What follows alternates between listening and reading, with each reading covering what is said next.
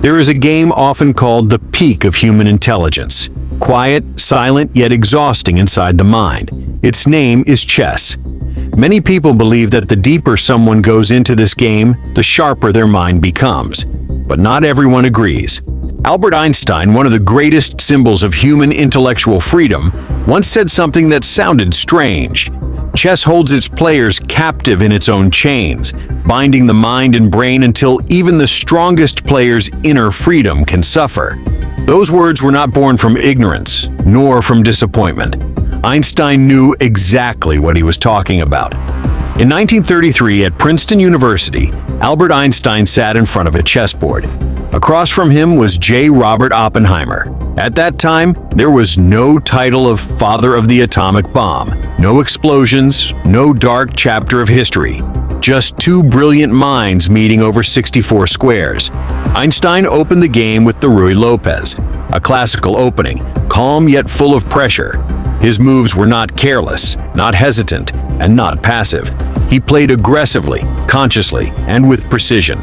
Sometime later, Oppenheimer resigned without drama. At that moment, one thing became clear. Einstein did not criticize chess because he failed to understand it. He stepped away from it precisely because he understood how powerful its attraction could be.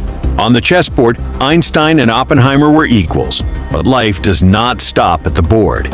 Years passed, and their paths diverged. Oppenheimer chose to go deeper into a world that demanded precision, speed, and victory. The result was a weapon that changed the course of civilization. Einstein chose the opposite.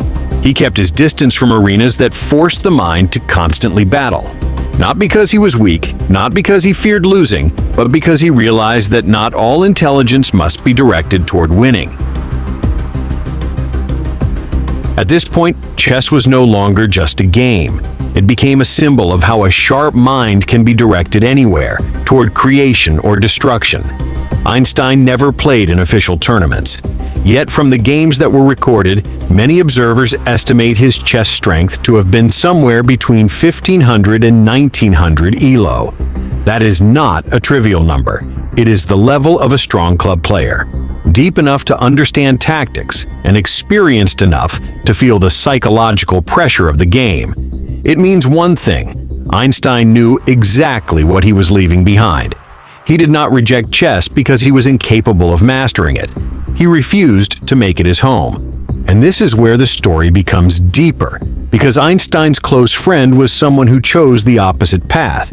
His name was Emanuel Lasker, world chess champion for 27 years.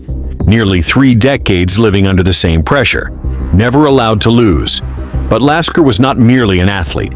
He was a mathematician, a writer, and a thinker. His mind was broad, his intellectual capacity immense. Ironically, it was precisely because of this that he remained champion for so long. Yet the world remembered him for only one thing: one board, one role. Einstein and Lasker were more than acquaintances. They were friends. They sat together, spoke for hours, and debated without hostility. What they discussed was not chess openings or tournaments. They spoke about physics, about reality, about space and time. Lasker, with his mathematical background, did not fully agree with the idea of a perfect vacuum. To him, the universe was too dense to ever be truly empty. He even attempted to prove that Einstein's theory of relativity was flawed. Not to tear Einstein down, not out of jealousy, but because he genuinely thought deeply about it.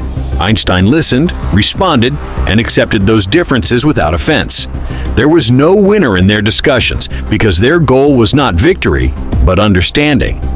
One day, Einstein was asked to write the foreword for a biography of Emanuel Lasker. He accepted, and he wrote with sincere admiration about Lasker's intelligence and the depth of his mind. Yet hidden between those lines was a quiet honesty. Einstein said that he felt pity, not because Lasker had failed, not because he had lost, but precisely because he had won for too long in a single arena.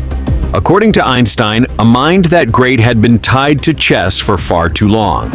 Not because chess was narrow, but because life itself was too vast to spend entirely on one board. It was not an insult, it was empathy. The honesty of a friend who understood that every great choice always leaves something else forever out of reach.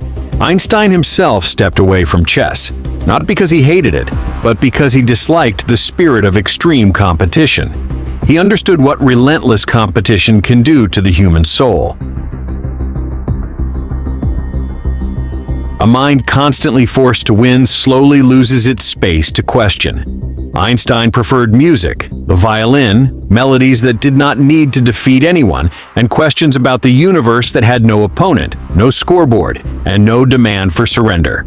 At this point, this story is no longer about Einstein or Lasker. It is about us.